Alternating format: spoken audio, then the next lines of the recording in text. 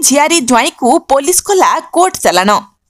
अनुगुल जिला बंरपाल थानार महिधरपुर फांडी अधीन फुलपड़ा पंचायतर पूर्वतन सरपंच बीरेन दास को गतकाली छुरी भूसी हत्या करिथिबा झियारी ज्वाई प्रवीर बेहरा को पुलिस आज कोर्ट चालाण करिछि।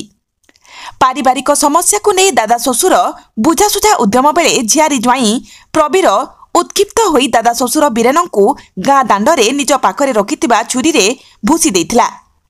गुरुतर अवस्था अनुगुल डाक्तरखाना को नेबा बाटरे तांकर मृत्यु घटिथिला। प्रवीर फेरार हेबाकू उद्यम करुथबा समय रे ग्रामवासी ताकू काबू करी महिधरपुर फांडी को हस्तांतर करथिले। तेबे अभियुक्त प्रवीरंक नाम रे कोर्ट चालाण करा जायथिबा थाना अधिकारी दुष्मंत कुमार सिंह सूचना दैछंती। जदि आम चैनल आपनकू भल लागिला तेबे सब्सक्राइब लाइक शेयर कमेंट करने सह आमर यूट्यूब चैनल ममता एक्सप्रेस को ढेर सारा प्रेम देवा सह फॉलो लाइक कमेंट्स देवा भूलिबे नहीं।